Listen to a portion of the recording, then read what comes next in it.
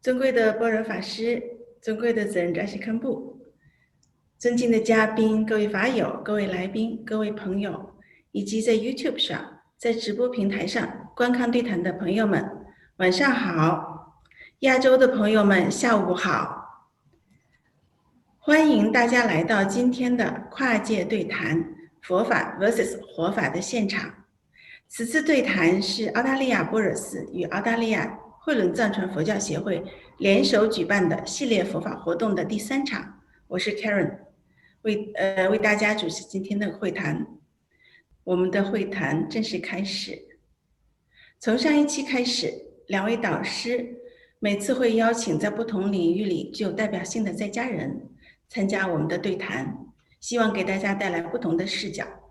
这也是从澳洲佛教中体现多元文化的一个特点。今天的嘉宾是2位致力于弘法利众的佛法导师和修行人，另外一位呢是在澳洲缔造旅游传奇的企业家，他也加入我们的对谈。首先，我们请几位嘉宾和大家打一声招呼。首先，我们有请般若寺的住持般若法师，法师好，阿弥陀佛。好，主持人好，各位佛友，大家晚上好，阿弥陀佛。接下来有请慧伦藏传佛教协会会长仁扎西堪布，堪布拉，扎西德勒。扎西德拉，大家好，扎西德勒。接下来呢，我们有请跨界嘉宾，盛景旅游的创始人及总裁李立，李先生好。阿弥陀佛。欢迎加入对谈。因为今天我们的般若法师和仁扎西堪布呢都是我们的老朋友了，大家都非常熟悉，所以呢我就用非常简单的文字来介绍一下他们2个丰富的人生，希望我不会漏掉什么重要的环节。首先，般若法师在14岁的时候出家，先在莆田广化寺福建佛学院求学，又在而立之年赴台亲近当代律学高僧道海长老学习律法。在澳洲的20多年里，法师的弘法事业一刻都不中断，先后担任华藏寺的住持，成立般若院，开办佛教中心，成立澳洲佛教总会，以及他现在正在建造的南天佛国澳洲般若寺。法师受邀在西南威尔士大学、雪梨大学、麦考利大学等青年佛学会担任佛学授课讲师，并受政府之邀成为多个公共服务机构的宗教辅导师。45岁时呢，法师在全世界的数十位高僧大德的这个亲自的这个观礼下，为他举办了这个楞严学院的方丈升座仪式。那么法师身上呢也有几个非常惹人瞩目的。第一，法师是奥运弘法的第1个僧人，法师是第1位警察和尚。那么法师目前正在打造另外的一个第1，就是建造佛教养老院，在澳洲在悉尼建造一个佛教养老院。接下来仁扎西堪布，堪布是16岁出家，先后在智嘎寺、阿日扎佛学院以及伦敦佛学院全面系统的学习佛法及五波大论。24岁时获得堪布学位，曾经依止的高僧大德包括曲夏尊者、贝玛才旺大堪布以及查查卓更仁波切、贡嘎旺丘大堪布、宗萨钦哲仁波切等，从他们座下呢领受这个显密教法及伏藏灌顶。在2017年的时候，堪布转为瑜伽士身份。堪布是一位重要的佛教典籍的翻译家，他将汉语经典翻译成藏文。另外呢，堪布在藏地的高僧大德传记和开示的这个结集方面也做了重要的贡献。他也是藏文畅销书的作者。作为堪布，他的主业还是讲经说法，所以他通过面授、社交媒体以及网络平台等多维度，以更适合当代社会所化众生的方式，一直不间断的弘法利众，通过网络讲授五部大论课程。那接下来的这位嘉宾李立先生呢，因为他是第一次参加我们的这个对谈，所以对他的这个介绍我还是相对要全面和完整一些。李立先生是盛景旅游的创始人及总裁，是澳洲昆士兰旅游集团及澳洲最大的中国入境游团队接待社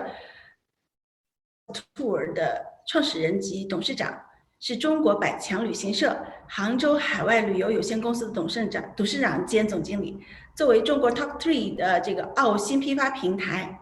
阳光澳洲行的创始人，他一直专注于澳新旅游。目前旗下仅该平台每年组织25000人赴澳旅游。李立及其旗下的公司通过开发包机航线，推动了广州凯恩斯、上海凯恩斯、上海奥克兰、香港黄金海岸凯恩斯以及上海北京斐济、上海北京大溪地等多条航线，从包机航线成为直飞定期航班。09年的时候呢，在澳洲建立地接大澳 GET， 目前年接待赴澳旅客近6万人。在澳洲拥有一支近40辆各种巴士的车队，创建了昆士兰旅游集团，陆续在澳洲收购5星度假村以及海鲜餐厅、百年农庄等等。因其取得的这个卓越成就呢，在2009年的时候，李立先生成为澳大利亚政府在中国聘请的6位旅游界资深顾问团的 Industry Advisory Group 成员之一。2010年起呢，盛景旅游成为澳大利亚政府和新西兰的这个 Key Distribution Partner， 一直到现在。2018年成为昆士兰省政府在中国聘请的10位旅游界资深顾问团 IAG 成员之一。2019年当选首位澳大利亚旅游专家中国区代言人 Aussie Specialist China Ambassador。澳大利亚旅游局在广州为李立先生举行了盛大的颁奖典礼，由总领事和澳旅游局东亚区局长亲自为其颁发了代言人的证书。在过去的17年里，李立先生受到了历届澳洲总理、新西兰总理、澳洲各州州长及旅游及投资贸易部部长的接见，在南半球最大的旅游展会 ATE 上多次代表中国业界向所有的澳洲卖家发表英文演讲，讲解中国赴澳旅游的状况。OK， 这是我们今天对3位嘉宾的一个介绍。那接下来呢，我把今天的活动简单的跟大家再介绍一下。今天的对谈呢，我们的问题只有3个问题，原因是2位法师都希望能够把更多的时间留给这个参加的观众，可以让观众更多的参与到互动里面来，所以我们今天只有3个问题。那么这3个问题呢，全都关系到2个方面，就是佛法和活法。法师和堪布将结合自己的传承，主要从佛法的角度切入，为大家答疑解惑。那李立先生呢，以其非常丰富灿烂的过往，以及饱受疫情打击的事业经历，以一个曾经拼命工作、拼命享受生活的在家人的角度，来和大家分享他对佛法与活法的感悟。这2年呢，我们的社会上更是出现了一些新词，比如说佛系、躺平。在准备这次对谈的时候呢，我采访了不同的人对佛教徒的看法，和大家分享一下。那么有人说佛教徒就是学习能力强、领悟能力强、慈眉善目、充满智慧，但也有人说呢，他脑中浮现出的画面就是敲着木鱼念着经。有的干脆就说和尚。那我再问说，除了和尚还有什么？他说不杀生。还有人说佛教是骗人的玄学，说佛教徒就是烧香拜佛求保佑，说家里太穷才去寺院求收留，好有口饭吃，然后说和尚就是忙时种种菜，闲时念念经。这都是我收集来的一些人对于佛教的看法。那么佛教徒究竟应该是什么样的呢？学佛一定要离开家人吗？学佛后个人生活会有什么改变呢？世间生活和学佛矛盾吗？具体呢，学佛和世间生活是怎样的一种关系？带着今天这么多一些的疑问呢，我们开始今天的对谈。那今天的对谈呢，这问题我们是从作为一个人的3个社会面向来聊佛法和活法之间的关系。那么我们现在来看第一个问题，就像刚才我们所说的，我们从一个人在社会中的3个面向来谈今天的问题。那第一个问题就是我们作为独立的自然人的角度，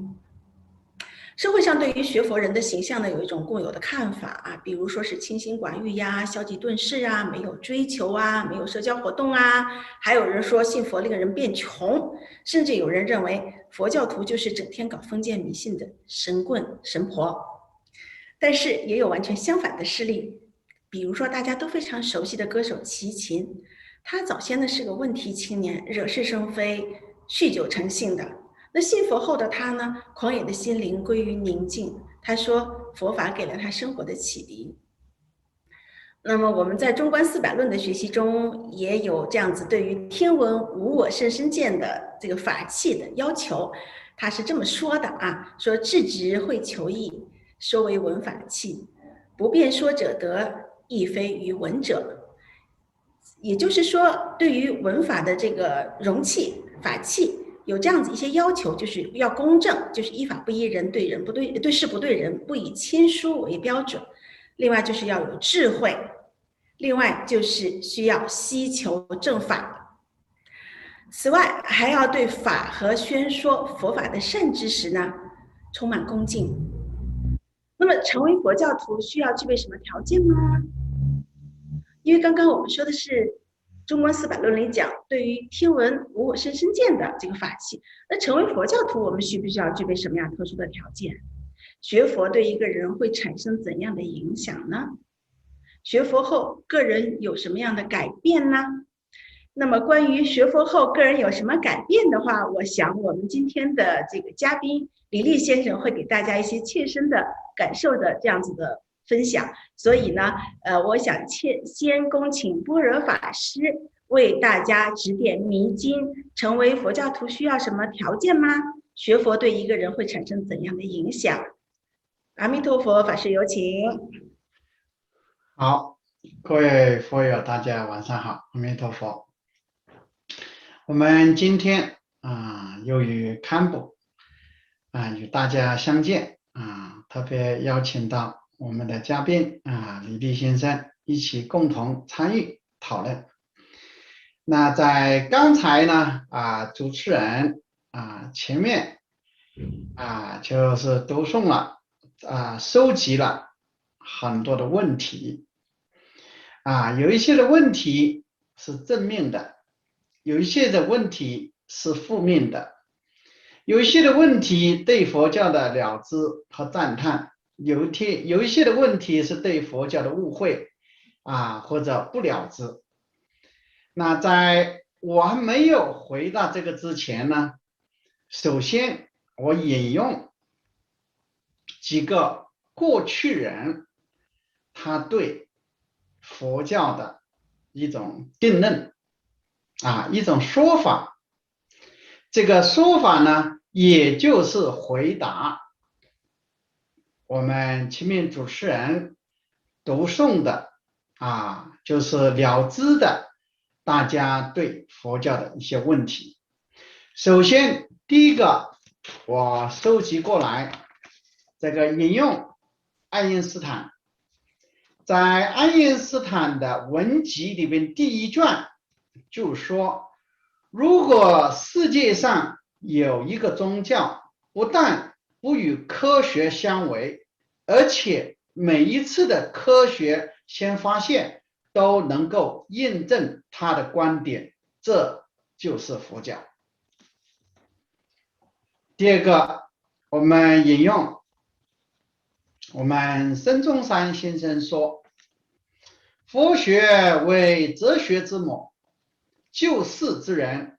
研究佛学，可以补科学之偏。第三位，我们引用梁启超说的：佛教是自信而非迷信，佛教是入世而非厌世。在林语堂他也说，中国人呢，得意的时候信仰儒教，失意的时候信仰道教和佛教。这个是呢，我引用过去人也可以说是古人他们对佛教的一种定位。那作为今天回答我们这个问题，成为一个佛教徒需要什么条件？当然佛法如大海，谁都可以进来在释迦牟尼佛时期本身就有说到四性平等都可以呢进入僧团，而是一样。在里边也说明到一切众生具足了佛性。那作为佛教徒要具备什么条件呢？那第一个，那我们要什么？知苦知苦。你知道苦，你才会去有这种好乐的心、精进的心、勇猛的心、真善的心，最后发起了菩提心。因为你不知苦的话，很难学。在佛家或者古人都有讲，富贵人难学佛。为什么？因为佛教里边就是教大家就是离苦得乐了生死断烦恼那对富贵人来讲，我不苦我想什么有什么，可以呼风唤雨我根本就不会苦，我何来离苦呢？所以呢，这里边古人就讲富贵人难学佛，就这个原因。所以作为我们一个你要想真正学佛的人，首先第一个要学法了知世间是苦的，有苦因有苦果，而且也要了知怎么样能灭苦，什么方法来灭苦。这一些呢，都是要我们作为一个初学者要了知，这就是你要首先具备的一个条件，就是知苦，知苦才可以想办法去离苦。那这样的话，我们这一条路从你进入了佛门，进入了皈依三宝的第一步，你如果不忘初心，你当初知苦离苦的话，最后我相信你如果按照这个据着这一个条件知苦的这个条件去做的话，不忘这颗心的话，我相信一定会有所成就为什么呢？因为你要想离苦，你一定去找办法，想办法你就要亲近善知识你如果要想听见，那就找我们堪布，是吧？堪布每个星期在共修，堪布每个星期在讲经，在讲大部论作这都是大智慧的。你从里边有了智慧，你还怕不会断烦恼吗？你有智慧还不怕不会了生死吗？所以我个人认为成为一个佛教徒需要具备的条件，一定要知苦，知苦你才可以离苦，不然的话，你不知苦，你看生活当中就是这样的。你看我们佛教徒，大家没有事的时候，大家都很会说，哎呀，不要执着啦，哎呀，要学会放下啦，啊，但是事前碰到的时候，一个个的都是癞蛤蟆，一个个就是癞蛤蟆。因为什么？因为我们没有对这个境界没有到我们身上的时候，我们平安无事啊。到时候真正的境界遇到我们的时候，我们那时候就看你的修行功夫有多深浅啊。所以呢，这就是我想回答的问题。那当然，下边呢，就我相信我们堪布会讲的会更好。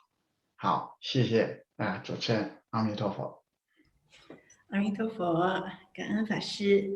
那法师呢，引经据典，引用了几个大人物来说明这个佛教是什么样的。法师同时也告诉我们，作为一个佛教徒需要具备的一个非常重要的条件就是知苦。只有知苦呢，才有想要离苦的心；只有想要离苦的心呢，才会去这个亲近善知识。只有亲近了善知识呢，我们才能够得到智慧，得到智慧呢，才能知道如何去了生死。好的，那接下来请堪布继续为大家开示，恭请堪布。阿弥陀佛。阿弥陀佛。我今天早上看到一个新闻呐，就是什么有一个品牌吧，好像一个品牌是属于日本的，然后在北京呢，就是有人就是做的差不多一模一样的，结果呢就是被那个日本的原装的那个他们就是被告，然后互相可能诉讼很长的一个时间，结果今天呢就是第二个。就是在北京做的，北京吧，好像在中国做的那个就已经印了。为什么呢？因为在那个地方是先由他主持的，他是先就是应该是10年前主持，10几年前主持，所以从法律的角度来讲，他们已经胜了啊。我是开玩笑的，因为刚刚那个主持人用的中观四百论本来是昨天晚上我讲的，应该是属于我的，但是今天先他讲了，所以就是我没办法现在要再跟大家讲啊，这是开玩笑的啊。所以确实是这个学佛啊，我们就是刚刚般若法师讲的一样的，就是要有智慧，就是要懂得这个佛法的这个，用智慧了解佛法的这个法义，而且你真正的将需要接受这个佛法的修行的话，有人是不是没有观念的？有人要接触这个真正的这个佛法的意义的话，就是要知苦。这个也是释迦牟尼佛在瓦拉纳西初转法轮的时候的第一句，第一个在人间佛陀的开始的第一个，就是要知苦啊，了解痛苦的本质，了解轮回的本质。我觉得刚刚法师讲的是从这个高度，也就是一个人真正学佛的究竟的目标，应该是解脱轮回，获得涅槃。你要获得涅槃，真的绝对是需要知苦，是作为一切修行的根本。从这个角度正确的学习要能够获得这个佛法的究竟的利益来说的话，按照这个传承来说，就是刚刚法师说的啊，这个是我觉得也就是完全是这样的啊。但是我现在用稍微的一个不同的角度，也要跟大家讲一下，为什么呢？因为刚刚进入佛门的人，个人的，今天我们说的那个每个自然人，不一定有这样的一个高度的这样的一个能力去学佛的。如果你一开始，如果你学佛，也就是所谓的皈依佛门的前提，如果要成为，你要有一个无造作的一个出离心，智苦的这个出离心，远离轮回的出离心的话，这个几乎是很难做到的一个事情。所以也许因为刚刚法师讲的呢，主要是从这个生死轮回解脱这个轮回的角度讲，这个呢就是做的这个直指这个也就是中观四百论里面讲的这个3种问题的这个根本的条件也是这样的。但是对佛法一无所知的一个普通的人，从最基本学佛的时候，是不是一定要具备完美的一个条件？我现在要跟大家说，不是啊。所以，但是这个和刚刚讲的又不冲突的，一个是从这个完整的体系来讲就是这样，一个是从一个基础的个人的条件来讲的话呢，因为我们经常说佛陀有84000个法门，其实我昨天说其实不是，主要应该说是我们有84000个烦恼，84000个习气，所以才有84000个方法出来，明白啊？就是这样的。所以刚刚一开始学佛的人来讲的话呢，今天早上我们讲那个大圆满前行引导问，也是刚好正在讲皈依的部分。这个里面巴珠仁波切是这样说的，前面说皈依3宝是非常重要的，不可缺少的佛法的基础。他说皈依3宝是一切正法的基础，任何人精进皈依就播下了解脱种子，能够远离不善业，增上善业，成为一切利益者根本，一切功德的来源，但是也能够受到善法方面的这个护法神的保佑，并且然后慢慢的就是能够这个成佛。但是另一个巴珠仁波切进一步说，除此之外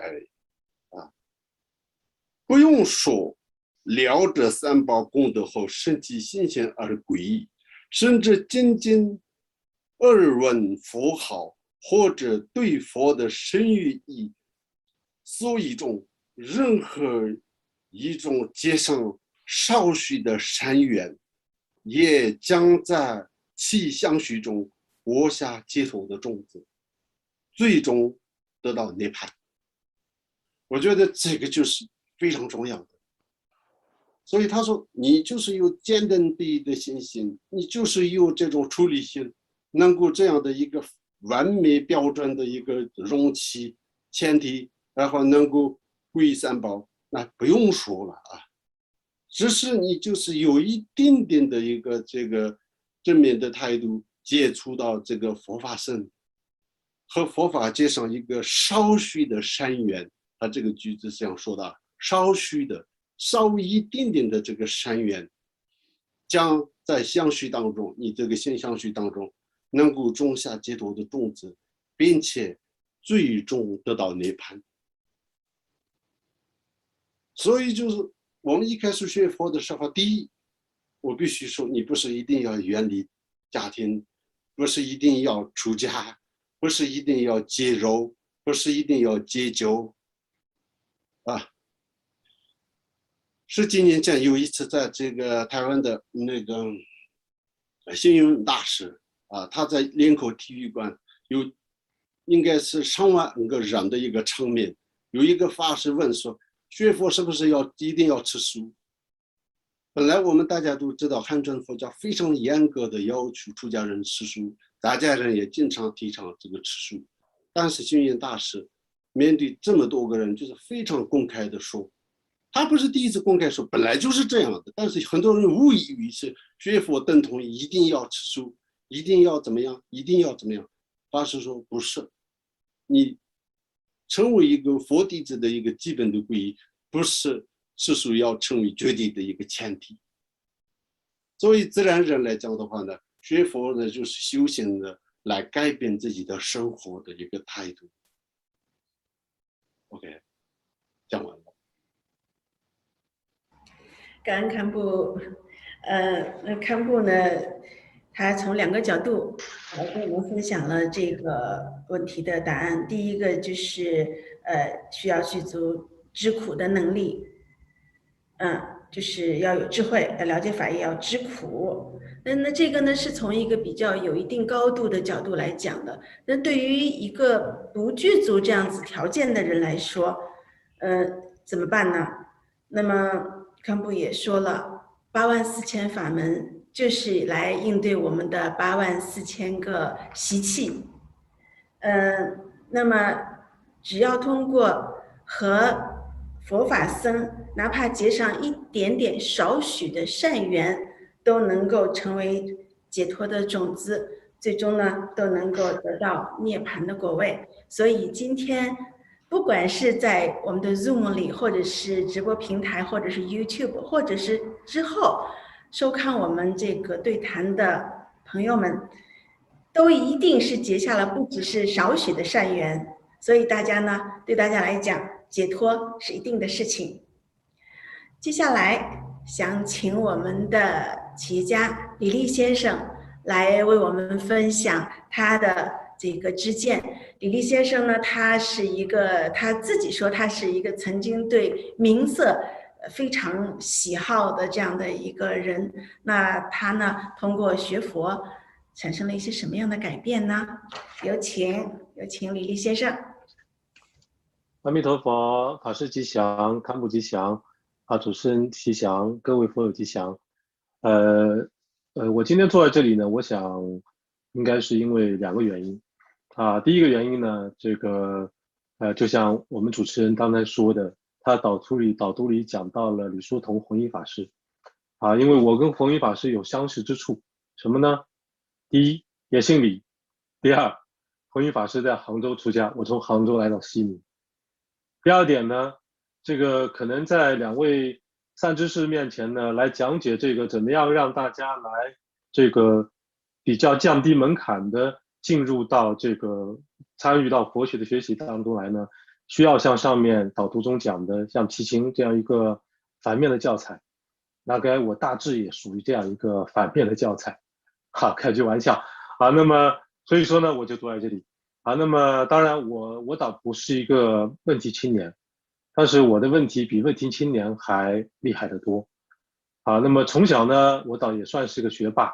还算是个学校的足球队长国家运动员也玩过乐队做主唱一直呢也算是一个在人家眼里就是别人家的孩子工作后呢也挺拼命的，少年得志挺早就实现了财富自由。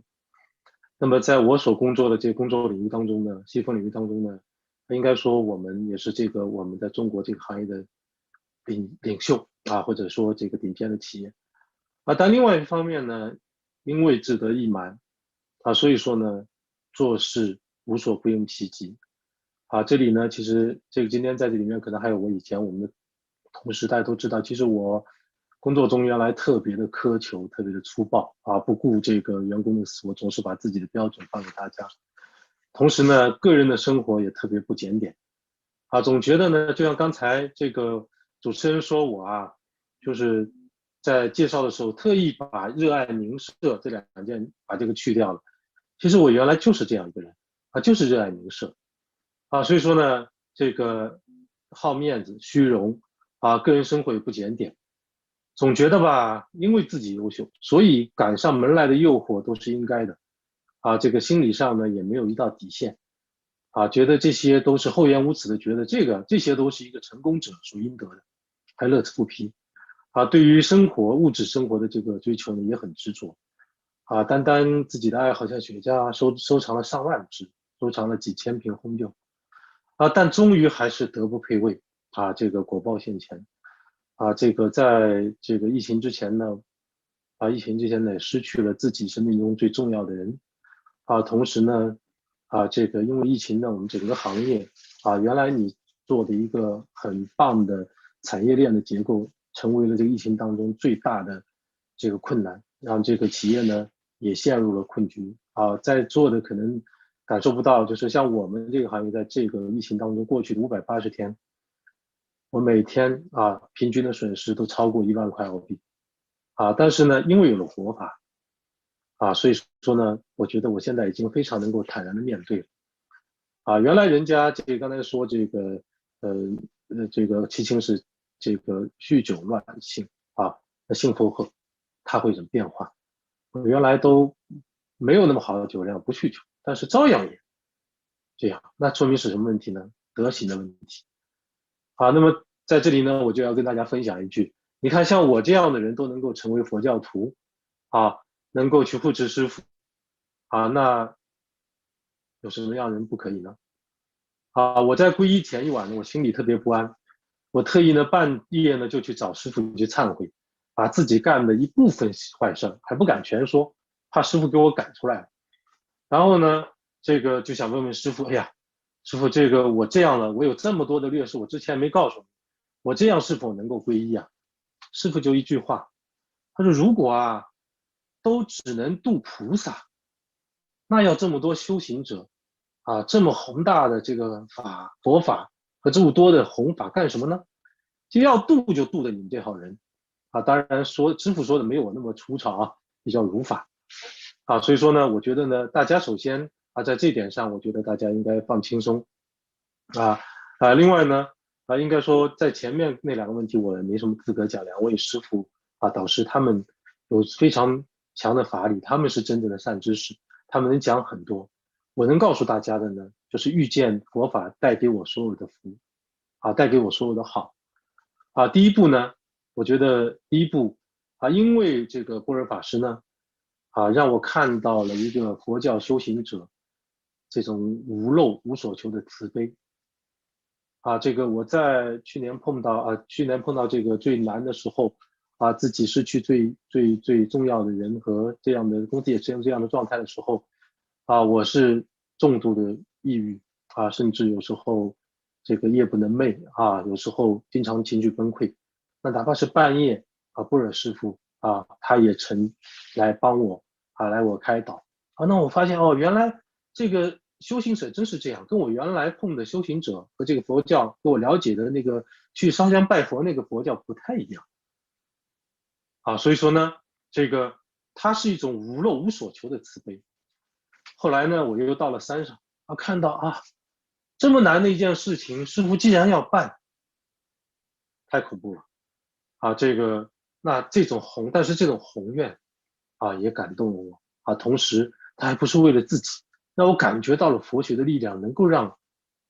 师父能够去完成这些事儿，一直去努力，一直去执着所以说呢，这些呢反而带我走出了最困难的时期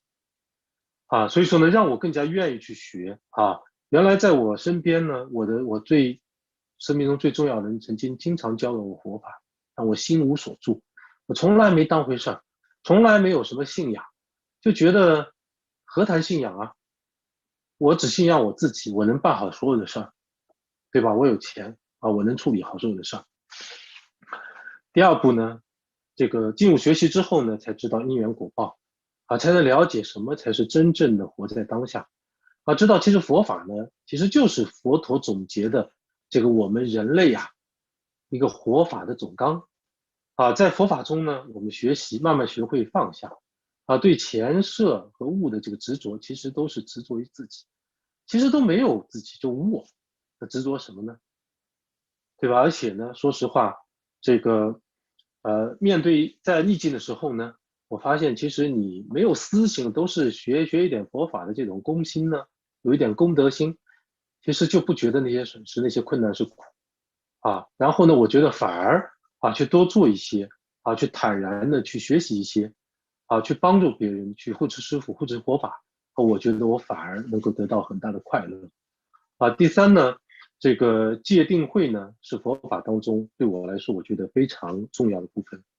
原来我的问题就在于这个戒戒就很重要，戒其实就是给我设定了一个底线。原来我的生活我没有底线，因为我觉得我就是底线。那么戒呢，让我自己知道了原来皈依的这些戒，它是人生基本做人的五戒，是基本做人的游戏规则，对吧？那么我就要用这些底线来约束自己，去真正的去皈依，去相信一件事，原来什么都不相信，觉得自己是最牛逼的，但是现在呢，觉得原来这个戒其实是来帮助我去过好生活，所以说我们用这个五戒基本的规范来规范自己。第二部分呢是定，所有的事情原来我的这种暴虐戾气所以说呢，用这个定的心呢，你才能够安定下来去跟人家相处。人家说六合境，大家怎么样去相处，然后呢才能得到智慧去发展自己的人生不管是个人的发展，还是护持佛教的发展。同时呢，我觉得佛教也是佛教徒的社群，是一个非常好的社群。我的一位球友跟我讲过，他不信宗教，他信我党，他是无神论者但是他信佛教徒因为佛教徒是正见正精见正精进，所以说呢，他觉得佛教徒本身他觉得可信，那说明什么问题说明这个社群是好社群，我们大家来参与这个社群本身就是很棒的体验所以说呢，这呢就是我自己我觉得在这个过程当中得到的基本的变化。当然我学佛的时间很短，在这里我在这里肯定有很多瞎说的部分那么如果不如法呢，也请师父和堪布务必谅解所以我是不敢多说一句，更说也学了一些佛法，但是在这里我绝对不敢多说一句跟佛法有关的细节就怕丢大家的脸丢佛法的脸。阿弥陀佛。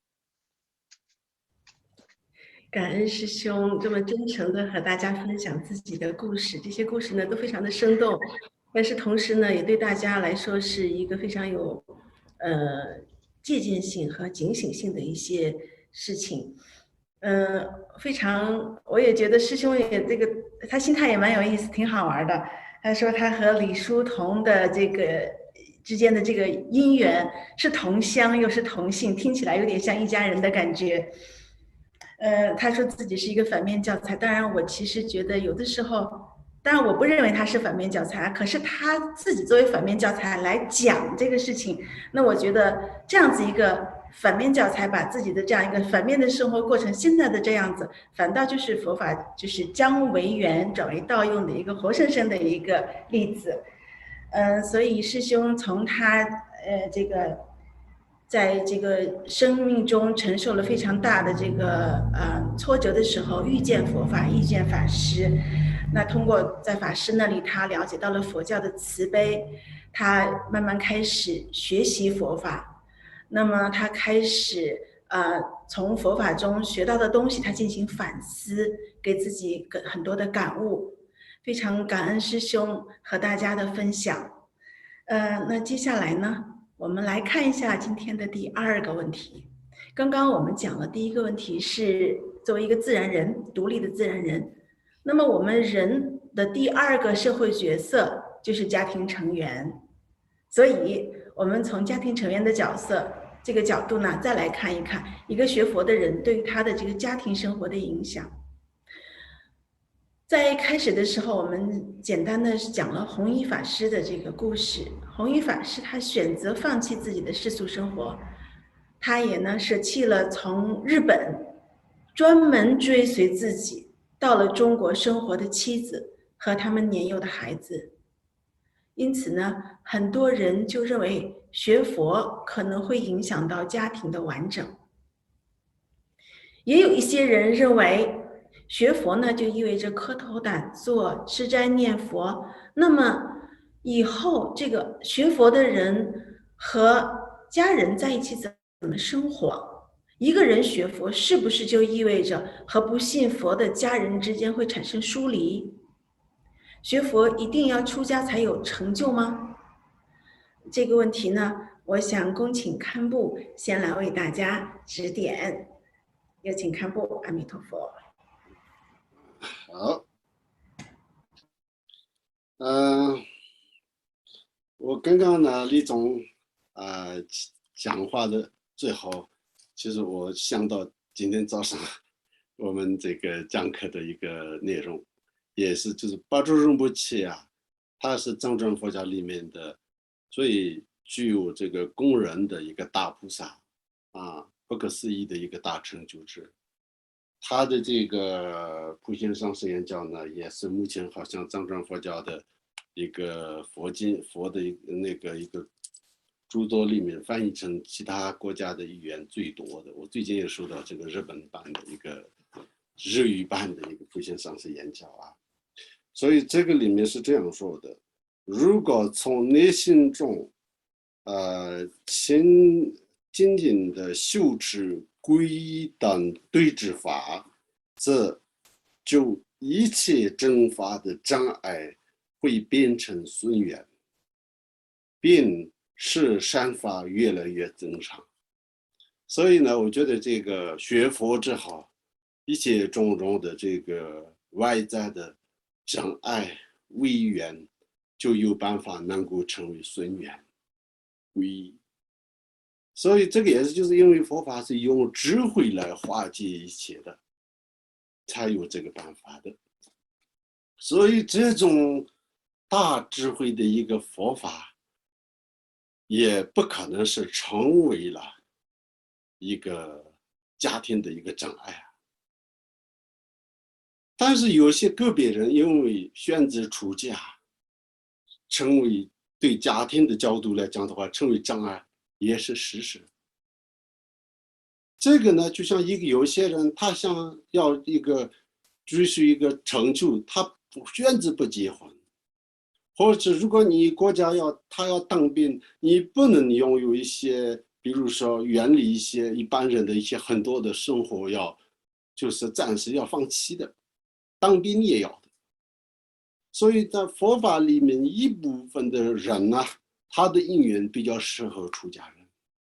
所以做出家的可能会有时候相对呢，那就是和家庭之间，要不然他没有家庭这种困扰，要不然就是要一些协调，要不然要一些面对啊，这个是佛教界的要的。但是基本的这个佛法呢修行绝对不要成为家庭的一个障碍，因为本身学佛学密法学大圆满都没有决定的前提说是一定要出家。当然出家是非常好的一个功德，但是从个人的选择来讲的话呢，没有说是一定要出家的。刚刚主持人也说了，其实我也经常也比较少谈我自己个人的生活，但是我是2017年，反正就是我就人生有了一些转变。现在我是一个在家人的身份，但是我这个转变之后，我去见我的上师尊者，像噶齐仁波切、宗喀仁波切，其他们说印度的很多80位大成就者，大部分也不是出家人，你要继续弘扬佛法。这个不是因为我是很了不起，但是真正学佛来讲的话呢，学佛有一些各种各样的选择的，所以个人的生活和这个佛法实际上是不冲突的。我的上师们就是这样鼓励我的啊，这个上师们都还在嘛，我也不会就是不可能是或说这么大的一个谎言吧啊，就是这样。但是重点不是这个啊，重点比如说大家知道维摩诘尊者最至高的一个菩萨。我最近也在讲这个维摩诘经，跟这些山上的一些这个洋人讲维摩诘经，但是结果呢，就是又那个封城，我们暂时放在那边啊，现在要重新开始讲。那个里面呢，就是所有佛陀的弟子当中，能够对得起维摩诘的智慧跟他可以平起平坐对谈的，唯一就是有文殊师利菩萨的，但是他是在家人。还有在汉传佛教啊，那个禅宗啊，这些里面我也看过，以前翻译六祖坛经的时候，这些种种的，就像六祖坛经里面有专门有授记语言授记的，有一个叫彭云还是什么，我忘记了，突然间没有想到那个名字。他是一个居士，但是呢，用藏传的说法来讲的话，他就是一个大成就者。他是第2个维摩诘尊者。所以呢，其实是学佛学到最高境界也，在家出家都有。这个不是只有密法里面，在仙教里面，南传藏传都一样。释迦牟尼佛有4种弟子，4种弟子里面2个就是在家，2个是属于出家，所以一半一半的，用白话来讲。所以释迦牟尼佛的卷书里面就是一半是在家，一半是弟子。慧能大师传法的现场，慧能大师的这个六祖坛经的，大家记得第1篇、第3篇的这个开头都是有这个道士、学士、士庶全部在一起听法，所以本来就是这样的。第一个，第2个呢，本身就是佛陀呢要求作为一个大乘的弟子的话呢，要度一切众生。度一切众生的最根本就是要从自己的家人开始。所以像弘一大师啊，他们的选择，释迦牟尼佛本身就是这样的，他们是大爱来度脱这些他们的这个家人，所以他们知道有这个更大的一个利益的前提下，暂时放下世间的这个那种这种爱，但并不是他们没有爱。所以呢，就是一般来讲的话呢，我觉得家庭之间呢，是应该要更和谐，然后就是态度更正面，更有包容。因为佛法的智慧里面最重要的一个是包容、理解、自他相换。自他交换是大乘的一个修行的最重要的一个东西。所以你能够用自他交换，自己能够站在别人的立场，别人可以放在自己的位置的话，那这是一个最圆满的一个解决家庭问题的，也是一个根本的法子啊。所以反正我们就是时间的关系，今天没办法讲太多，所以我现在分享到这里。我知道已经时间超过了。堪布，所以堪布，日本办的那个。对。堪布他刚才也跟大家分享了，就是印度的这个84大修行、84大成就者里边，其中有80位都是在家人，所以通过这个呢，包括另外就是维摩诘尊者这样子的一些大成就的这个获得者、成就者，来跟大家说明，不管是在家人还是出家人，从这个学佛、从成就的角度来讲是没有分别的。而且释迦牟尼佛的4众弟子，其中就包括在家人和出家人。那么包括另外就是学佛会不会影响我们的家庭生活？那堪布认为就是我们大乘的这个佛弟子就是要度一切的众生，那么这一切众生我们可以从家人开始度。所以呢，暂时放下世间的这个爱，不等于我们放弃，不等于没有爱。那我们的这种爱是通过包容、理解以及自他相换来实现。那么这些做法呢，就能够保证我们的学佛不会影响到家庭的完整。接下来恭请般若法师为大家开示。法师有请。阿弥陀佛。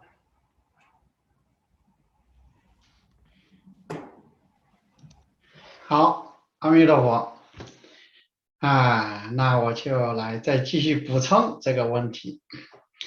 在这个题目是说，一个学佛人是否就意味着和不信佛的家人之间的疏离？这个当然，作为我们一个佛教徒，第一，你如果懂得学佛的话，我相信你不会疏离。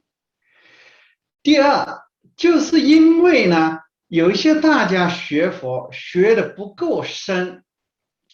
对法的了义不够彻底啊，所以呢，有时候有一些佛教徒啊，自己学佛了，与那一些非佛教徒在一起啊，他就有点作怪。做什么怪呢？老实讲，哎呀，你这个人呐、业障深重，哎呀，你这个人呐、没善根啊，就认为非佛教徒不信仰者呢，就觉得就是业障，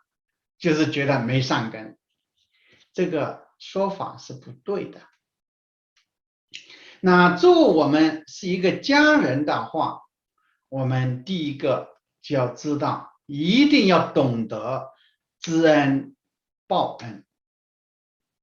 那如果在我们家里边任何一个成员来到我们的家庭，是必有因必有缘的，无因缘不相聚啊。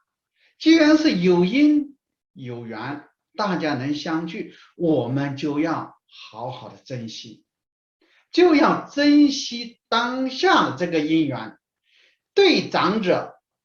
我们要有感恩的心啊；对下晚辈要有爱护教育的心，对同辈也要有尊重的心。为什么？因为我们大家有缘，才同坐一艘船呐、同住一个屋檐下。所以这种因缘，不管你不要认为是说，哎，是来讨债的，那讨债也是有因有缘的，无因无缘，他怎么来跟你讨债呢？机缘，大家不管是善缘是恶缘，相聚都是因缘。那有这种因缘当中，我们呢要第一知恩报恩，第二珍惜当下。那第三个要做好我们自己的责任和义务。你不要他认为他不信佛，你这么去指责或者去疏离，这是不对的。你学佛了，你今天是向佛学习了，学菩萨，菩萨都有菩提心呐。地上王菩萨，地狱不空，誓不成佛啊。那我们借他学佛呢，对吧？那既然是今天我们学佛，你家人都渡不了，你还渡谁呀？所以曾经有个中国的故事，有个人去朝普陀山求观音菩萨，后来有一个显现的典故告诉他，观音菩萨在你家。实际这个人呢，以前就不孝顺他妈，告诉他回家，那家里妈才是他真正的观音菩萨。有这个典故。我们今天我们做一个佛教徒，既然你是学佛了，你要做出一个佛的榜样，佛弟子的榜样。不管你从你的言表身表，就是说从你语言上的身体上的行为的，都是要有一个佛教徒的表法。你如果学的怪怪的那还是叫学佛吗？大家看到你都快远离了，觉得你这人是怪人。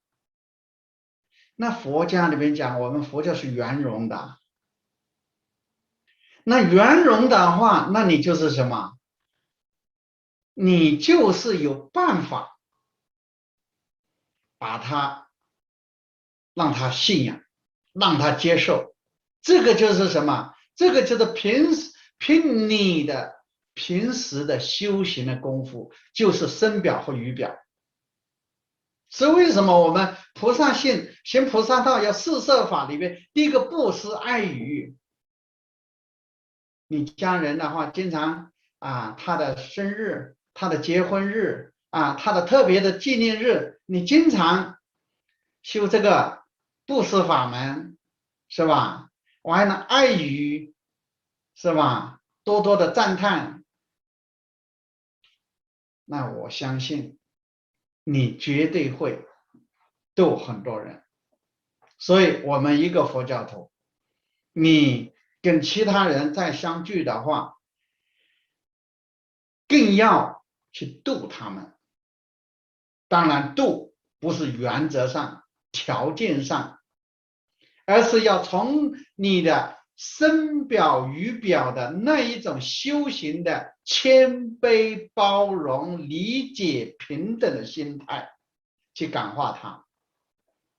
我相信早晚他都会被你逗走的。这是回答第一个问题。第二个问题，学佛一定要出家才有所成就吗？佛也说了，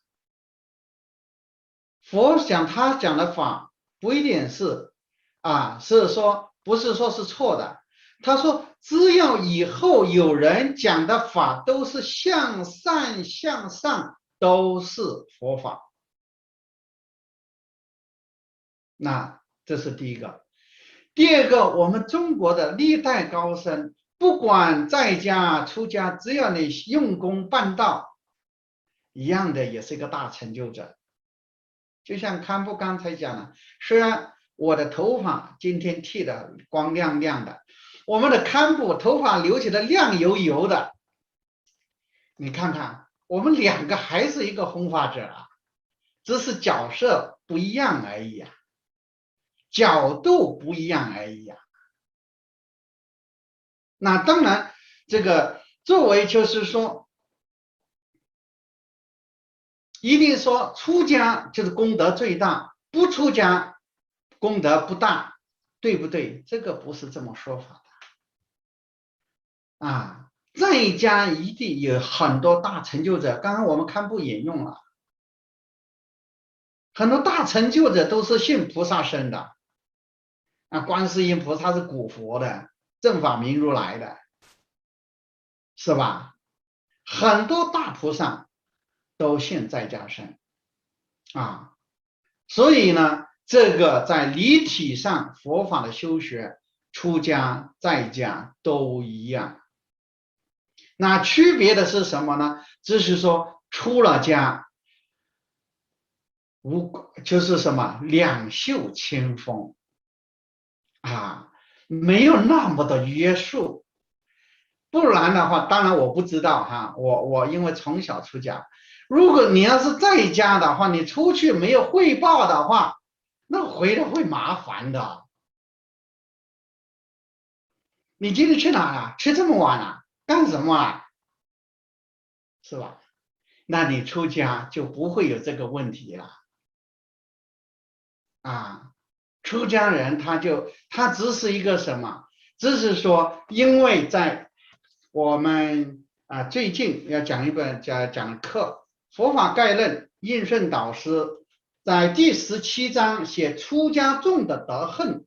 这个里边他就谈到这个出家和做出家人与在家的区别。他说居家自在，尘劳之处，就是讲在家呢是比较狭窄的，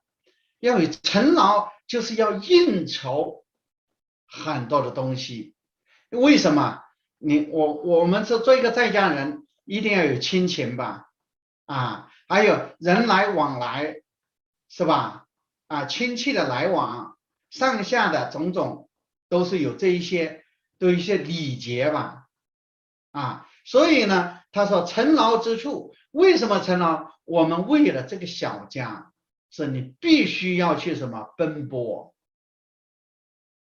必须要去奔波还有呢他说出家学道，发露广大，就讲出家你去学道的话呢，你发露广大，就是你可以发多大的心，想怎么做怎么做，只要你发心正确，什么都可以了。那你在家就不行了。我在寺庙我可以一年48关斋戒，那在家除了单身以外哈，你如果上有老下有少，那对岸的那一边心大还无所谓啊，心狭窄小一点的话，他觉得你干脆去出家就好了，搬到庙里就好了啊，让我一个人住在家是吧？这是一个问题。他是发露广大，我今在家为所所，不得尽行受，修持诸烦恨。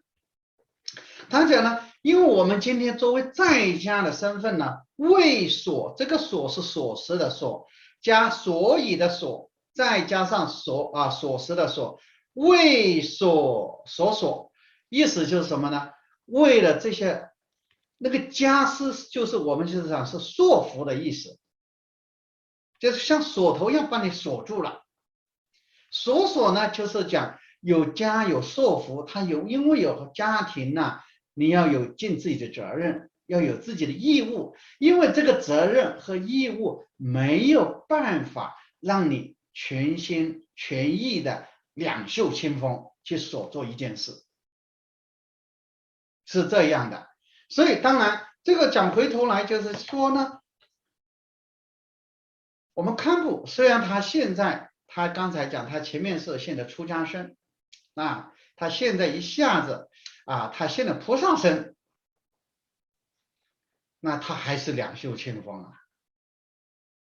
还是继续在法上教学法上推广所以说以后有没有大成就，那我们大家走着瞧，看着瞧，我和他两个人我们都在悉尼，相信你们都会看得到的。因为为什么？只不管我们在家也好，出家也好，只要你发心正确，菩提心不断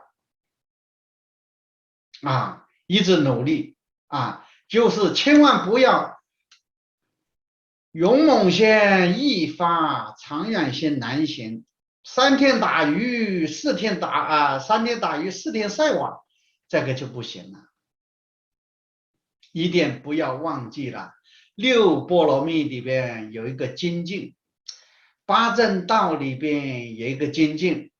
，4正勤里边一直说叫我们要增长增长增上。那如果你就是讲身不出家心出家，一样的还是一个成就那不然我们堪布前面怎么引用那么多祖师大德出来呢？那些大菩萨是吧？所以呢学佛不一定要出家那出家这是另外一种责任和义务而已那就是像我们信佛一样的，信佛谁都可以信，并不是说这是出家人才可以信的这是不同角度而已好，我的回答就到此，阿弥陀佛。阿弥陀佛，感恩师父。那么师父给大家回答了，给大家开示了，我们在家人如果要和家里边，我们作为一个学佛的人和不信佛的家人之间保持一个良好的关系的话呢，我们需要做这样几件事情，一个就是知恩知报，一个就是珍惜当下，另外就是一个履行自己的义务。师父同时也给大家开示了，学佛不是一定要出家才能有所成就。那么我们也一起来，等待我们的这2位拥有巨大成就的法师和堪布给大家进行后面的精彩的开示。那接下来呢，我想请我们的第3位嘉宾李立先生就这个问题谈谈他一个在家人的看法。李先生有请。阿弥陀佛，阿弥阿弥陀佛。这个不好意思，这个堪布和法师和堪布他们讲完之后，这个话题我就更不敢讲了。作为家庭成员来说，我想我是最失败的。那么但是呢，从社会学的角度讲呢，我觉得本身出家和在家是每个人的个人选择但是出家人我觉得非常的伟大因为为什么呢？这个出家人他是舍小家为大家，因为师父常告诉我说，其实佛法是什么？佛法最简单的就是要欢喜，要欢喜。出家人当然他因为他对佛法的理解，他对佛法的这个认知他用修行来找到他自己的欢喜法喜。但是呢，实际上呢，出家人呢，他最重要的是这么一小撮一小部分这个出家人或者修行者，他们用他们的修行和法喜带来了我们这些学佛者的欢喜因为让我们知道就是怎么样去断烦恼，怎么样去破无明这样才能让我们在生活当中这个成为就是让佛法成为我们生活当中的这个活法同时呢，这个真的你要是在出家人的带领下能够去断烦恼破无明有这样的智慧的话，其实我们不是一个出家人我们也可以拥有菩萨的活法修行者的活法所以这个我觉得这个是在家庭当中，我觉得特别重要，也特别感恩我们的出家人，我们的修行者对我们的引领只有在你们引领下，我们会获得更多的欢喜。我们的欢喜是来自于你们的放弃你们的舍弃那么另外呢，就是对于我们自己呢，其实我可以这么说吧，就是在家人，你说这个能不能有成就其实我觉得那看什么样的维度其实大家有没有想过在每一座这个寺院的这个大殿里面吧，除了有各位佛菩萨，那还有罗汉，对吧？还有韦陀，还有这个金刚，对吧？那么有句话叫没有怒目的金刚，哪来低眉的菩萨？刚才说了，这个修行者他用他自己的欢喜他用自己的法喜来维护我们学佛者我们大众的在家人的欢喜，因为在家人确实有很多的欢喜幸福这个我相信在座的各位朋友特别是在学习佛法之后，大家会感受的更深刻但是出家人也需要需要我们这些在家人我们来护持。我们是那个怒目的金刚，我们不用这样的慈悲因为我们有我们的能力，我们自己的这个方式去护持佛法只有我们这些怒目的金刚和罗汉，可能出家人才能成为慈悲低眉的菩萨大菩萨所以说呢，我想佛陀他创这个教他肯定也就是为了我们大家的欢喜所以说我觉得出家和在家，我觉得大家都能有成就是互相的成就那么另外呢，从这个刚才说出家这个学佛者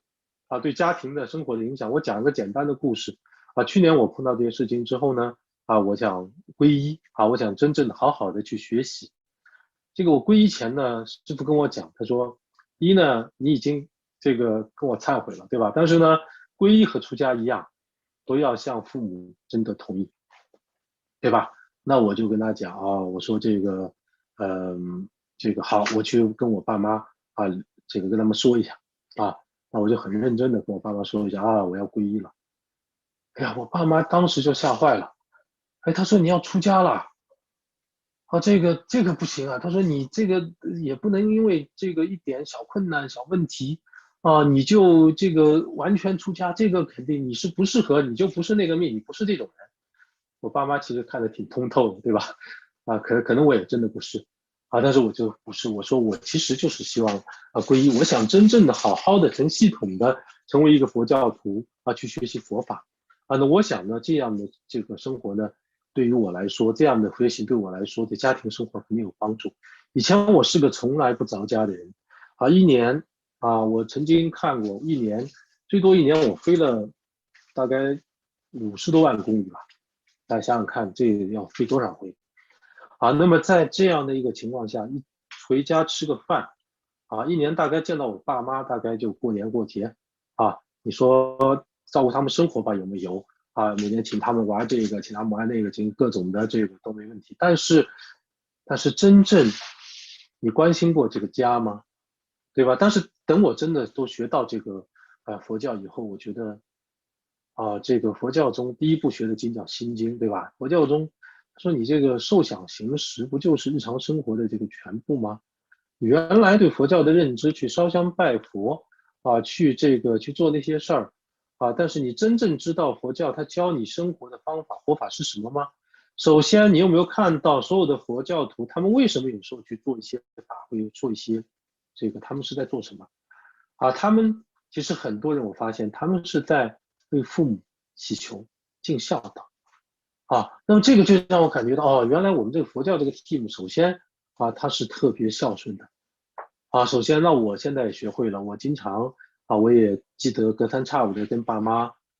跟这个去说句话聊聊天，他们可能不在乎你什么，但是可能你跟他说几句话他就很开心。那我所以说这个佛教的这个带给我的这个基本的，比如说这个孝道这个就是最起码的他让我不许我孝道不是你只去给他们好的生活，请他们出去玩，给他们买好东西是要真正的去孝顺他们，去陪他们生活，还有自己的小家庭也是这样那么这个原来呢，我觉得我自己在生活中的戾气自己说了算，说了惯了，所以说生活戾气太重。但是呢，学了佛教之后呢，我觉得首先我现在慢慢学会了退让我知道有些事儿吧，我做不好，我也没办法说服人家。那我可能我想法可能就是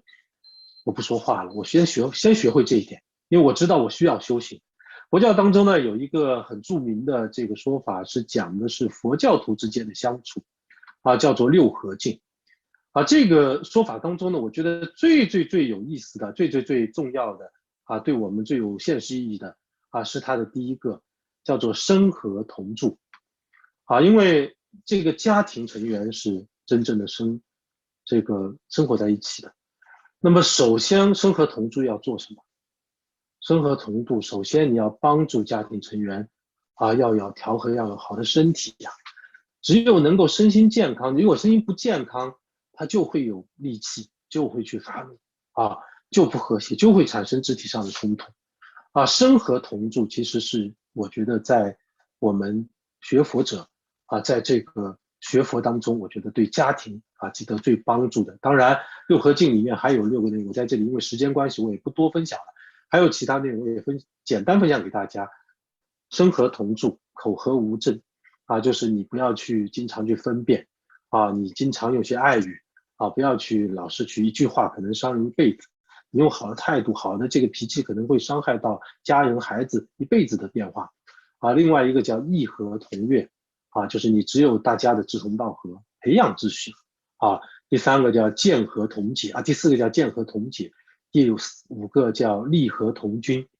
另外还有一个当然最好的方式，我现在像今天这样的节目，像平时的同学，我就把我的爸妈都拉进来学习把我的家人也都拉进来学习那然后呢这个他们慢慢的同我一起有规律有戒律，知道佛教是这样的，能够把给他们去欢喜，让师父舍身出家给我们带来的欢喜也分享给我的家人我觉得这才是最棒的体验。好吧，这是我对于这个就是佛教对家庭的观念的分享，感恩，谢谢大家，阿弥陀佛。感恩李先生，感恩这位自称是怒目的金刚，那也正是因为有这样子怒目的金刚，才能护持这个低眉的菩萨。我就不再多废话了，这里，因为我们的时间关系，所以呢，我们必须要加快一些速度。那第3个，我们紧接着来看第3个角度，就是我们作为社会成员的角度，从我们社会生活的层面来看，佛法是否可以与活法圆融的结合。在我们的社会中呢，我们经常听到这个佛系躺平这些词呢，让我们联想到就是学佛的人会过度的随缘不思进取有可能成为社会的负担。那么佛教徒呢，非常强调无常，这让人感觉到佛教徒的生活态度是悲观的，得过且过的，从而呢是对社会发展没有推动意义的这样一个族群。但是大家也都知道，有另外的一个族群，比如说像乔布斯。那乔布斯年轻的时候是一个吸着大麻读名著的嬉皮士，那他曾经是开发到达长途电话这个蓝匣子的一个老牌的黑客，但是呢，这种大麻产生的幻觉以及到达电话产生的这种快感，并没有办法满足他自己的，就是对于自己的这个好奇。后来呢，他就光着脚，穿着破烂的衣服，在印度去朝圣。那个时候呢，是他第一次面对那么多的穷人。之后呢，他就面壁参禅，他得到了感悟，就是像他这样一个加州的嬉皮士，他们的贫穷是一种自我选择，但是印度的贫穷则是命运。回到美国之后，他就师从了一位日本的禅师，开始学修这个禅宗。那他将对禅的这个理解，就是直指人心的简洁，把它呢变成了自己产品的极简风格，用这个产品极简的风格来回应嘈杂的社会。那禅改变了乔布斯，而乔布斯呢，通过禅改变了世界。当然，像乔布斯这样子的一个佛教徒啊，他是一个个案，但总体来说呢，佛教徒到底应该是社会的包袱，还是社会的推动者呢？我们有请法师先为大家开示。那此处我必须要提醒大家，一定要简短，因为我们的时间有点严重超时了。哦，好的，那要尽快哈。这个问题呢，前面我已经引用过去几个古人大家对佛教的一种认可，所以呢，佛教是一个正能量的一个推动者，绝不是一个世间的包袱。为什么这么说呢？那大家知道，第一点，我们现在多元的社会，讲到的就是平等，讲到了包容，讲到了理解这个就是我们现在在澳洲推动多元文化的一个最基本的一个理念，这也就是佛教的一种正能量的推动。第二个，我们发现，你看社会上的一些的教育、一些的福利、一切的医疗还有种种的灾难，宗教的慈善家都是站在第一位的。那第三个，那从我们现在社会的这种发展，很多人有精神上的问题都有去忧郁症从到的种种，最后到精神出问题，最后去看心理医生。那在心理医生，我们也分社会心理学和宗教心理学。那因为为什么有社会心理学还有宗教心理学呢？就是因为社会心理学解决不了的问题，只有从宗教。所以如果我们学过佛教的唯识就讲到八识那它更深一层讲到九识。那社会心理学只是讲到前五识和第六意识，第七、第八、第九更没有谈到，只有我们佛家才真正的把第六、第七、第八说得很清清楚楚，解决很多人的心理的问题。所以这也就是宗教心理学在现在社会心理学的更高一层的角度。所以从这些方面来看呢，大家知道宗教特别是佛教呢，对这种正能量社会的正能量的这种推动呢，这个是大家有目共睹的。那好，简单回答就到这，阿弥陀佛。阿弥陀佛，我先忏悔，我刚才让几位这个嘉宾都要少说一点，然后有法友在那留言说好听就不怕超时，我也和大家分享一下这个法友们的留言。那紧接着请堪布为大家继续开示，有请堪布，阿弥陀佛。好的，严重超时的情况下，我也要补充刚刚前面的一个我说的这个，我刚刚看了，就是庞云居士庞云居士呢，就是六祖慧能，他在这个《坛经》的最后一篇当中，也就是他晚年圆寂前一段的一个开始里面他说：“吾去70年，有二菩萨从东方来，一出家，一在家。”这两位的出家就是妈祖道义，在家的就是据这个汉传的历代禅宗的这个节度是这个就是彭云居士，他是这个中国版的这个维摩诘尊者，有这样的一个称号，这是我刚刚举的这个在家的，但是呢，确实是除了在家，出家是不可思议的一个功德的轨迹。尤其是在汉传佛教、藏传里面，对这个出家有特别的一种那个尊崇的一个习俗嘛。这个呢要非常珍惜、非常重视的，这个对整个佛法的这个命运或者未来也有很大的关系的啊，就是这样的。那除此之外呢，就是对社会的推动，绝对有非常大的正面的作用。但是这个呢，主要要看自己的选择和处理方式，因为佛法本身呢是菩提菩萨，为什么菩萨转化为这个100位转轮王来度化众生？这个是这个净光明经里面有这个方面的一个非常详细的解说。所以菩萨要这个利益众生、度众生的话呢，就是要做一个有能力的人啊，用白话来讲。所以呢，社会上的有能力、有自己个人的成就和佛法是不相违的，而且佛法的慈悲、佛法的智慧，应该是真的是要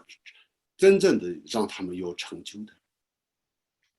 我最近也看到这个道德经里面也有类似的这样的说法，比如说一个人有名气有成就的时候，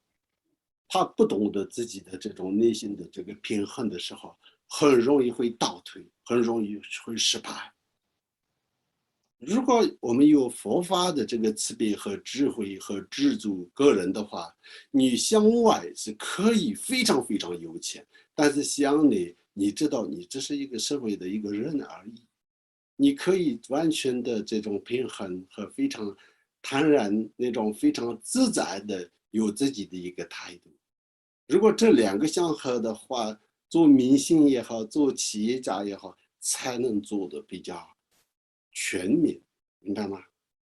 比较永久，应该是可以说非常永久的。所以对一个企业家，对一个社会上的这个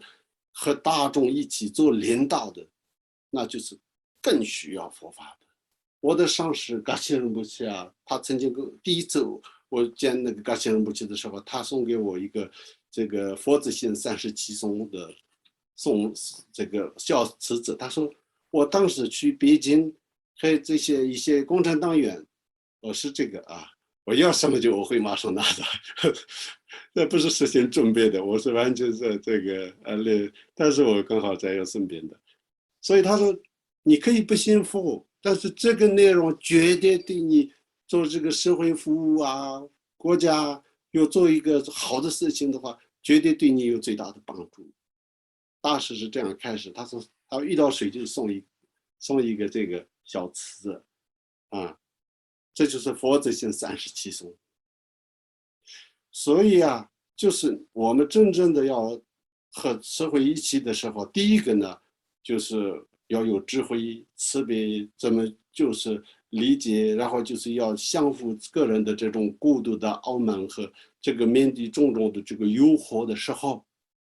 要有自己的底线。就刚刚其实李总也说了，就是这个就是从皈依之后、学佛之后才有底线的。我们最近看的太多了，看到太容易，就是非常容易，网际网络时代嘛，变成高峰的，非常容易衰落，一下子一个晚上就变成彻底消失在这个大众眼前的那种。那些起伏也来自于个人的这个羞耻和这种缺乏这个智慧和这个一个佛法所提倡的这个精神。有时候就是可以不说是佛法，但是实际上就是这些都是佛法的，所以这个就是非常重要的。我讲完了。感恩堪布，刚才呢，法师和堪布，从这样几个角度给我们回答了，佛教徒并不是社会的包袱，反而是社会的推动者。那么法师从这个佛教的理念，从佛教的在这个社会教育和福利方面的这个做出的贡献，以及在就是人的这个心理健康方面的这个干预方面，都是对社会有非常大的贡献的。那堪布也提出来，就是要成为菩萨的话，首先我们要成为一个有能力的人，要成为有个人成就的人，才有这样子的能力去度众。那么佛的慈悲和这个智慧也能够促进一个人的成就。另外就是成功人士，他们更需要佛法。另外佛法呢也教会我们有底线思维，所以这样子一些呢，种种的这个证据都表明了，我们佛教徒其实并不是社会的一个包袱，而是推动者。接下来请李立先生为大家分享你的这个知见。阿弥陀佛。阿弥陀佛，不好意思，都超时。首先我觉得这个学佛者肯定是一个社会的推动者。不要说是 Jobs， 这个包括我们这个高尔夫球界的这个偶像 Tiger Woods， 其实全是佛教徒。中国的这个一位比较令人尊敬的企业家马云也是。最近大家看到马云消失了很久，但是他在消失很久以后出现在大众这个视野当中的时候，透露出一个信息：他在西班牙上了一条自己的游艇然后出去跟他们的朋友一起游玩。这条游艇的名字叫 Zen， 就是禅。它说明什么？放下就是他懂得什么取，怎么舍所以他照样是平安无事那么所以说呢，他们一定是对社会推动者那么当然呢，但是日常生活中或者社会生活中呢，佛教给人带来这个过度随缘，不是进取呢？我自己的感觉大致来自于2句话的误解。一句话就是这个随缘，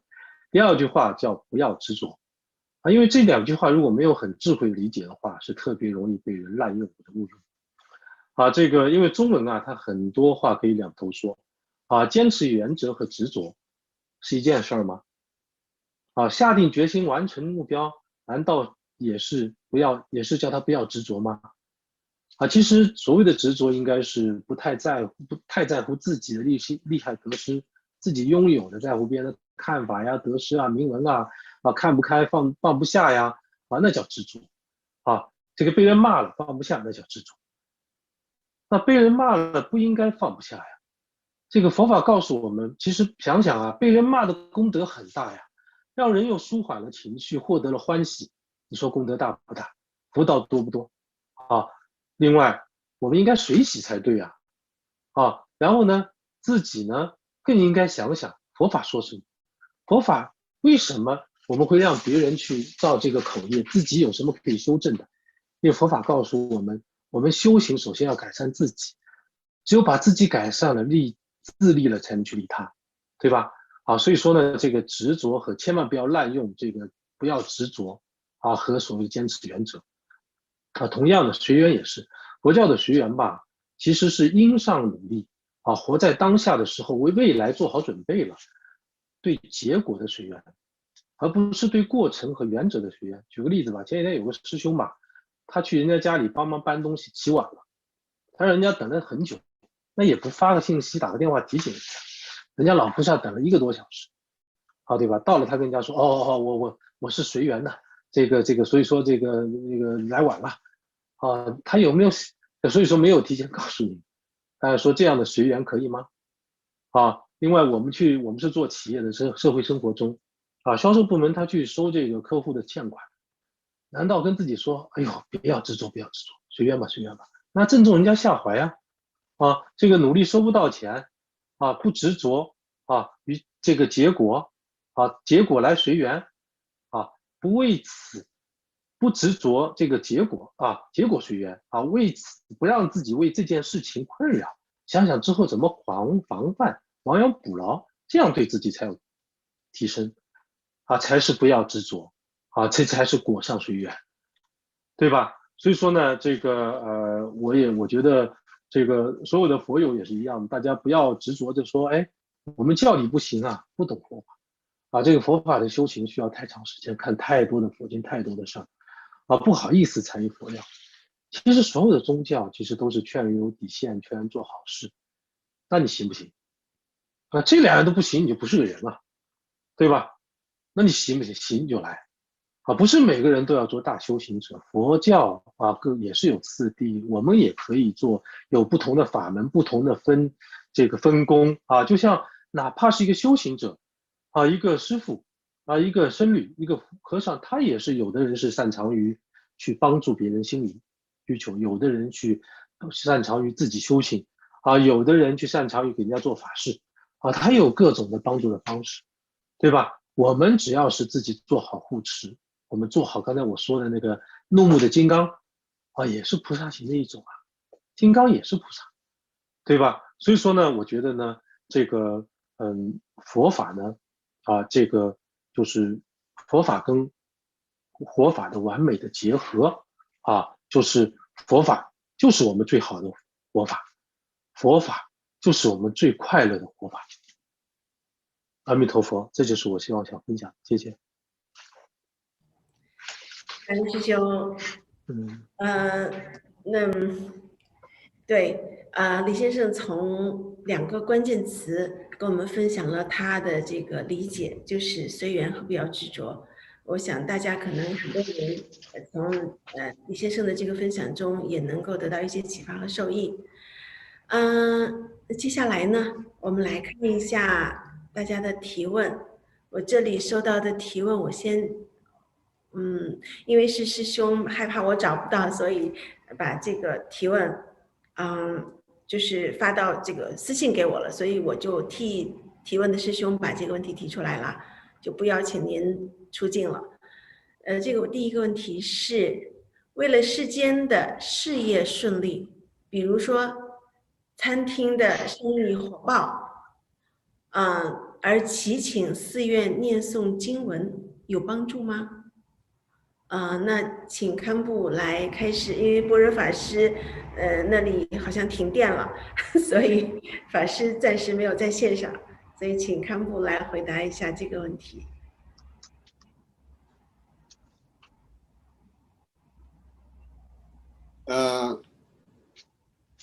当然有功德的，而且这个功德是特别特别的大，因为学佛的最基础是信心。信心有3种，一个是呢，就是因为一些种种原因去到寺庙，见到庄严的佛像，或者种种的那种，就是我们用一种生活的经常用法来说，你透过烧香拜佛，对佛三宝产生信心，或者就你内心呢就是然后就与这个三宝结成一个善缘。所以一开始的时候我也应用了这个，哪怕是这样一点点的一种结上了善缘，它也是暂时呢也获得三宝的加持，最终呢也可以逐渐的成为解脱的一个种子，所以这个利益非常大。但是我们经常，那为什么这样就不是就可以吗？也不是，因为这是一步，第2步、3步呢，真正的解脱呢，其实是要靠自己的闻思修，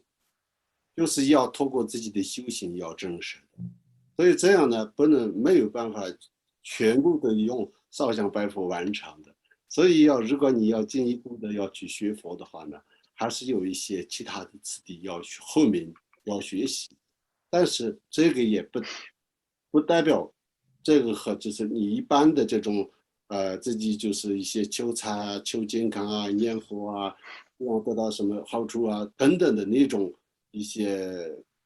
基本的这种信佛的一些做法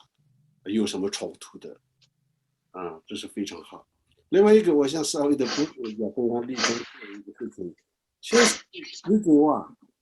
和你对这个事情的一个正面的事情的坚持是完全是不一样的。所以就是《金刚经》里面为什么要受持？受持是正面的，要鼓励我们要受持正法，受持真正的一个好的东西。但是当你发现它就是结果不是完全是你想象这样的，跟你是不一样的时候，你要懂得放下，不能变成个人的一种情绪的一个执着的一个担忧和一个烦恼，这两个要分开处理。所以我觉得刚刚李总这两个这样的提醒的特别好，因为经常这种事情呢，我们也一般的学佛的人很多时候是对这些方面有那个误会的、误解的。阿弥陀佛，讲完了，法师也回来了。法师回来的正是时候。那么法师，我再把这个问题给您重复一下，然后您看一下您那里还有没有要给这位师兄开示的。师兄的问题是，为了世间的事业顺利，比如说餐厅生意火爆，而祈请寺院念诵经文，有帮助吗？没开不就重了吗？没事，你先开呀。如果我觉得是不是我们下一个，因为这样，那我们先说下面一个问题。回答就可以了。OK， 下面这个问题和前面那个问题是相关的，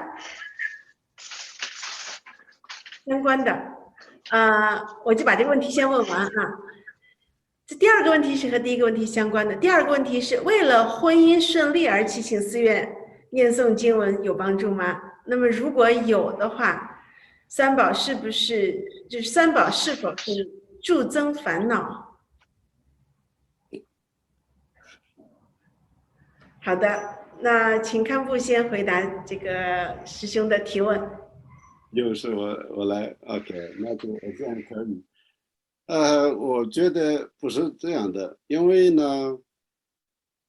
他的角度是我们理解的，因为透过婚姻也会很多的这种烦恼，家庭啊这个问题，但是不好意思哈，这边突然停电了，并不是说是这个透过婚姻做出这种烦恼，并不是因为就是七十三宝的家庭婚姻的婚姻，而且婚姻的时候也好，无论结婚和复婚的时候，我们七十三宝是这样的啊，因为这里面希望能够去除不好的因缘，然后就是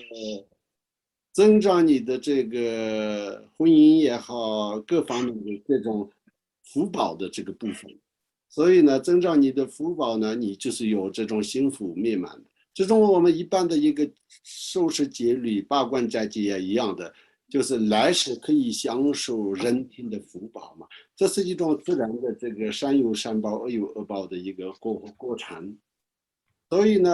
我们这个修法有没有帮助？有，但是这个帮助到怎么样的一个程度呢？其实有时候是我们个人的这种发心和回想的方式也有关系的。所以呢，这个呢，希望能够好好的回想这个因缘，成为一个菩提的，对这个人生有这个真美意义的一个婚姻，而不是一直纠结又离不开又很痛苦，不是要这个回想为这样的一个结果。而且真正的一个修法的话，也不应该会成为这样的一个结果。感恩堪布。那我再把刚刚这个师兄的提问再给法师念一遍他的提问。他的问题，这是有两个问题，但这两个问题是互相有关联的。第一个问题是为了世间的事业顺利，比如说餐厅的生意火爆，而请寺院念诵经文有没有帮助？那第二个是为了婚姻顺利而祈请寺院念诵经文有没有帮助？如果第二个这个说有的话，那如果有的话，那么三宝是否助增烦恼？请般若法师为大家开示这两个问题。首先抱歉哈，突然的停电，那就呢，现在我面前3个4个电灯泡就照着我哈，4个手机不好意思，因为这没电了，就突然呢就这样。好，那回答刚才的问题，第一，我们做一个佛教徒，一定要知道诵经念佛、拜佛、持咒、放生种种有没有功德？当然有功德啊，当然有功德，这是必须要认可的。第二个，我们一定要相信这种因缘和业报。因缘不具足，福报不够。你因缘具足了，福报够了，要什么求什么。因缘不够，福报不够，不一定。你说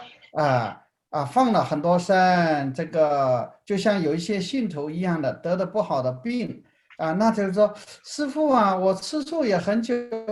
了。放生也很多了，我在这边这个庙也做大法会，那个地方请你做什么？那为什么还不好呢？怎么还是我呢？所以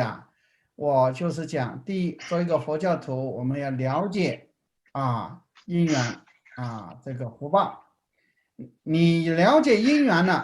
了解福报了，那你很多事情你就想得通了。你如果对因缘的法不了知，你对世间还是很多事情是搞不清楚的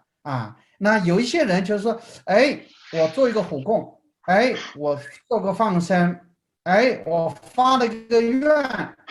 修了一个寺庙，修了一尊佛像，怎么样怎么样，要什么有什么，这个只是说你的一种因缘和福报，刚好配合你的发心，但是表示有时候你做了没有得到不好报，不表示它不灵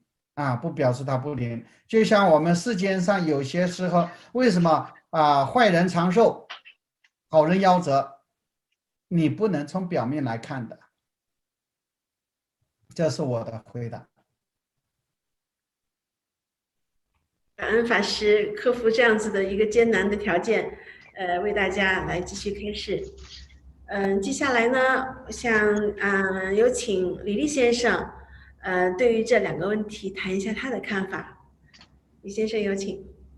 阿弥陀佛，我刚才主动的说，我想讲一句，因为这些事儿我全干过因为以前还干的不少因为以前我在灵隐寺，我们经常烧头香然后呢去供养法师供养师父其实我就只为了一件事儿，求那个结果。就师父常告诉我们，其实佛教告诉我们的是因缘，它因缘果报，它是有前后传承因果的关系的。但是我们如果只去从果上去求，怎么可能得到你要的呢？对吧？但是要不要去做法事，要不要去这个烧香拜佛？其实我原来觉得就是刚刚开始学佛的时候，我觉得这个我应该是深入佛门，应该是好好的去学佛法就好。我干嘛这些学这个做个法事什么，我干嘛去学呢？但是实际上我发现不是，佛陀建立这套体系，它是有它的道理的。它这个所有的这些法事也好，念诵经也好，它就是要让你能够定，能够去学习能够去你其实这个去做那些拜祭，做那些拜，你可以从因上去求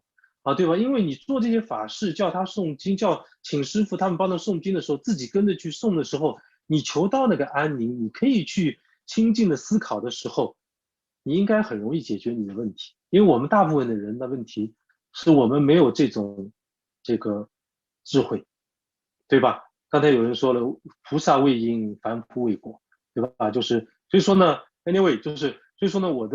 的角度呢，就是这件事情是完全可以做的，但是我们要换一个维度来做，让我们自己去处身其中，把它当佛法学习的一个另外一种过程和它的程序来学习，通过这些程序，把我们的脑子里的这些思想把它定下来就是然后呢去学习用这些程序把佛法里面的智慧用到身上。那你们的什么婚姻问题也好，这个事业问题也好，都迎刃而解了。阿弥陀佛。感恩师兄。那师兄刚才讲了这个里边呢，有另外的一位师兄就在那里已经总结了，说这个菩萨为因，凡夫为果。这个本来是我想总结的时候用的，但是被一位师兄他就抢了戏了。我觉得这刚好也是一个因果的报应，因为刚刚堪布本来要讲的被我抢了戏了，中观400论的，所以呢，这个就立刻在这个地方就回应我一下，开玩笑。那么非常感谢两位师傅给大家的精彩开示，我就不再继续。还有问题，还有问题，师傅们还可以回答吗？再回答一个问题。我我觉得可以，因为这个也是互动，大家，但是呢，我们就是一个人一个人回答，轮流就可以了，不用一个人3个人来回答。好的，那就再回答一个问题啊。这个问题是说，请问师傅，在家修行，面对这个喧嚣的红尘世界，修行人的底线应该怎么界定？请师傅、师兄分享一下自己的经验，可以吗？所以他点了师傅和师兄。好，那希望呢大家多多来听闻佛法，了解这个五戒十善这个是五戒十善，是我们生活当中做一个佛教徒最基本的底线。一句话就是这样。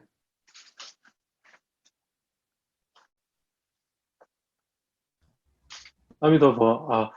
我觉得这个底线啊，其实就是要维持你一个快乐的这个活法啊，这个快乐的活法，我觉得5条戒律就是5戒啊，实际杀盗淫妄酒，其实就是你这个一个基本的底线，但是最后的底线让你这个完成的，因为佛教它重实质，它不重形式，就是最高的，就让你感受到快乐的最高的享受啊，实际上不是财富啊，是欢喜啊，是这个快乐。欢喜从哪里来？把佛陀的教诲在生活中做出来，就会获得。把生活过好了，就是最好的修行。阿弥陀佛。堪布，您还有没有补充这个问题？那我本来说不用3个人，但是我要补充了啊。那我觉得这个修心的底线，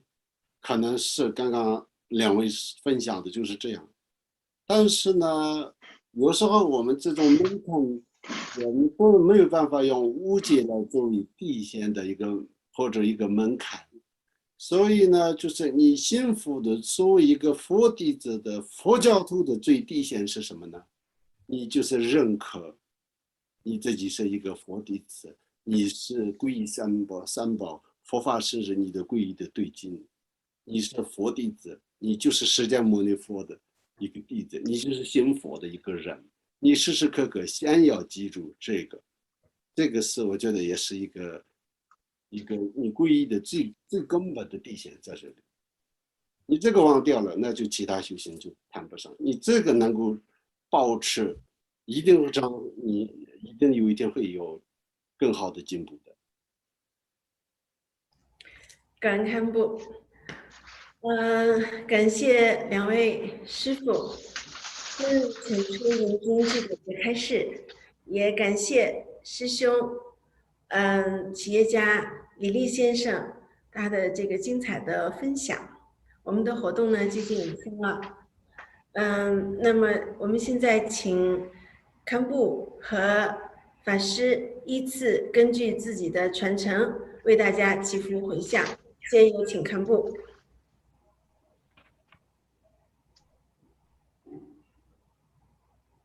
我用格钦仁波切加持过的这个转经论，这个里面也有84000个法门。OK， 我们一起回向。所能的也同学自化，我们你别站那方向，这个南起瓦龙珠巴也，此本错林着啊。说，就是回想这个意义在哪？回想就是一种分享的概念，就是共享的意思。所以我们今天的善举所做的一切，最好要共享大家，分享给所有众生，利苦得乐。这就是也是一种学习嘛。这种精神呢，其实我们刚刚讲的，无论是家庭，无论是社会，无论是个人，本来就是这些就是非常美好的理念，就是这样的。这也是佛法的学习方式。好，有请般若法师为大家回向祈福。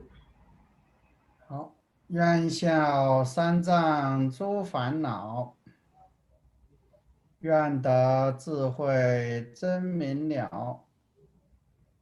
不愿罪障业障病障悉消除，世世常行菩萨道。好，各位佛友，好，谢谢大家。那我希望大家呢，再次听见我们的这次主题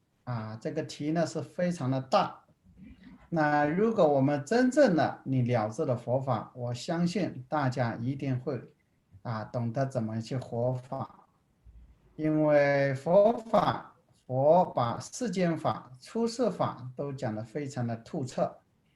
非常的清晰，甚至于把我们为人处事起心动念都讲得非常清清楚楚。希望大家懂得佛法，活得更快法。阿弥陀佛。阿弥陀佛，感恩师父，谢谢。感恩法师。接下来呢，我要为大家预报一下，后面般若寺和慧伦的活动。在下一次的对谈，般若寺和慧伦下一次的对谈，修行者与钻石，在12月5日举办，请大家呢在自己的记事本里圈一下这个日期，做个记号。此外呢，般若寺除了每周5固定的佛法概论课程之外，还将于11月14日举办全球佛教3大传承八关斋戒云端盛会，11月28日举办视儒道的共鸣，顺生自然畅谈人生，般若法师罗新道长与冯文伟老师的对谈。在慧伦方面呢，除了每周星期六、星期天定期举办的中观400论普贤上师言教课程之外，每周5微信群空中道场中正在宣讲不同的佛法经典。每周定期在 Zoom 的云端进行云助念，为生者祈福，为亡者超度。请大家关注公众号慧伦佛学和 YouTube 频道荣松佛教频道。那么生活即是修行，佛法也是活法。佛法就是做人的道理，学佛就是学做人。我们说佛是过来人，人是未来佛。愿大家早日从无明的沉睡中苏醒，获得究竟的解脱。今天的对谈活动到此圆满，祝愿大家60吉祥，法喜充满，祝各位晚安。